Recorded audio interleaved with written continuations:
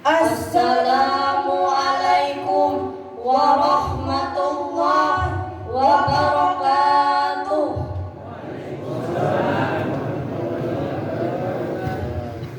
Innal hamdalillah nahmaduhu wa nasta'inuhu wa nastaghfiruh wa na'udzu billahi min syururi anfusina wa min sayyiati a'malina. May yahdihillahu fala mudilla lahu wa may yudlilhu fala hadiyalah. Asyhadu an la ilaha illallah wahdahu la syarikalah wa asyhadu anna Muhammadan abduhu wa rasuluh la nabiyya ba'd. Allahumma shalli wa sallim wa barik ala sayyidina Muhammadin wa ala alihi wa ashabihi wa man tabi'ahum bi ihsanin ila yaumiddin, amma ba'd. Pertama-tama mari kita panjatkan puja dan puji syukur kita atas kehadirat Allah Subhanahu wa taala yang telah memberikan kita berbagai macam kenikmatan, di antaranya nikmat iman, nikmat Islam, dan lebih-lebih lagi nikmat kesehatan dan kesempatan. Melalui nikmat-nikmat itulah kita masih bisa berkumpul di masjid yang insya Allah dimuliakan oleh Allah Subhanahu wa taala ini. Salawat serta salam tercurah kepada baginda alam, Nabi besar, Nabi penutup para nabi, yaitu Nabi Muhammad sallallahu alaihi wasallam. Nabi yang telah rela mengorbankan jiwa raganya, harta bendanya, anak istrinya demi tegaknya dinul Islam di muka bumi ini. Dari zaman kegelapan menuju zaman yang terang benderang seperti yang kita rasakan sampai hari ini.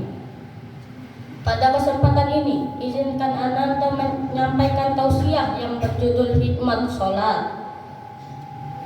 Sholat adalah salah satu dari 5 rukun Islam. Sholat 5 kali sehari semalam, yaitu sholat subuh, zuhur, asar, maghrib, dan isya, serta sholat-sholat sunnah lainnya sebagai bentuk komunikasi secara langsung dengan Allah Subhanahu wa taala. Sholat adalah tiang agama dan sekaligus amalan yang pertama kali dihisab di yaumul akhir kelak. Melaksanakan sholat merupakan kewajiban bagi umat muslim sepanjang hayat. Dengan sholat merupakan sebaik-baiknya permohonan dan pertolongan kita kepada Allah Subhanahu wa taala. Dengan sholat juga kita akan mencegah diri kita dari perbuatan keji dan munkar. Dalam Quran menunjukkan betapa pentingnya sholat. Dalam Quran surah Al-Baqarah ayat 43 Allah berfirman, Bismillahirrahmanirrahim, wa aqimus sholata wa atuz zakah warka'u ma'ar raki'in, yang artinya, dan laksanakanlah sholat, tunaikanlah zakat, serta berukuklah beserta orang yang berukuk. Hadirin wal hadirah rahimakumullah.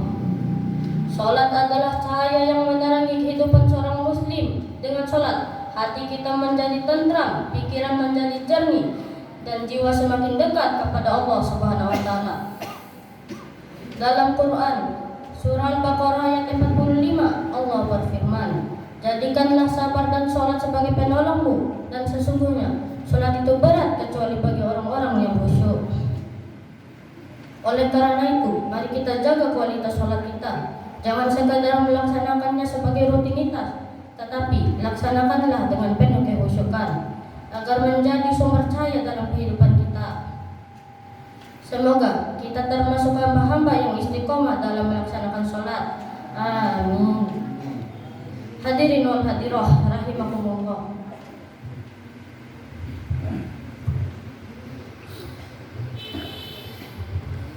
Izinkanlah Ananda melanjutkan tausiah tentang Ramadan, bulan penuh keberkahan.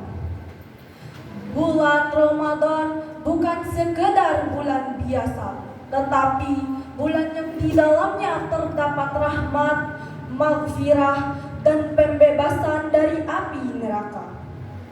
Marilah kita renungkan sejenak betapa banyak orang di sekitar kita yang tahun lalu masih bisa merasakan beribadah di bulan Ramadan namun kini telah tiada.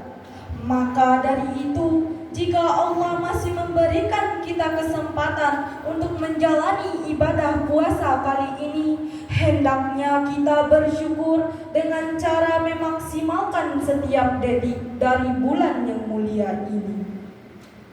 Rasulullah Shallallahu Alaihi Wasallam bersabda, barang siapa berpuasa di bulan Ramadan dengan penuh keimanan dan mengharapkan pahala dari Allah, maka akan diampuni segala dosa-dosanya yang telah lalu. Hadis riwayat Bukhari dan Muslim. Betapa besar karunia yang Allah berikan kepada kita di bulan yang mulia ini. Setiap amalan baik yang kita kerjakan akan dicatat dengan ganjaran yang berkali-kali lipat dibandingkan bulan-bulan lainnya. Oleh karena itu, gunakan kesempatan ini untuk memperbanyak ibadah, membaca Al-Quran, memperbanyak doa, berzikir, serta memperkuat hubungan kita dengan Allah Subhanahu wa Ta'ala. Hadirin wal hadirah rahimakumullah. Jangan mau membatalkan puasa secara sengaja, karena di neraka nanti akan ada orang-orang bergantungan pada urat besar di atas tumit kakinya, mulutnya dirobek, dan robekan itu mengalirkan darah karena sengaja membatalkan puasa sebelum tiba waktunya. Hadis riwayat An-Nasa'i. Selain itu, belum tentu juga kita dapat bertemu kembali dengan Ramadan selanjutnya, karena kematian tidak ada notifnya. Hadirin wal hadirah rahimakumullah. Puasa bukan sekedar menahan lapar dan haus. Puasa yang sejati adalah puasa yang juga menahan diri dari segala sesuatu yang dapat merusak ibadah. Oleh sebab itu, marilah kita menjaga lisan dari berkata kasar dan gibah, menjaga hati dari sifat iri dan dengki, serta menjaga anggota tubuh kita dari perbuatan maksiat. Karena hakikat puasa bukan hanya tentang menahan makan dan minum, tetapi juga tentang bagaimana kita membersihkan hati dan meningkatkan ketakwaan kita terhadap Allah Subhanahu wa Ta'ala. Jangan biarkan Ramadan berlalu begitu saja tanpa makna. Semoga Allah menerima segala amal ibadah kita di bulan yang mulia ini dan menjadikan kita sebagai insan yang lebih bertakwa. Demikian tausiah singkat dari Ananda berdua. Atas perhatiannya Ananda ucapkan terima kasih dan mohon maaf yang sebesar-besarnya atas kekurangan.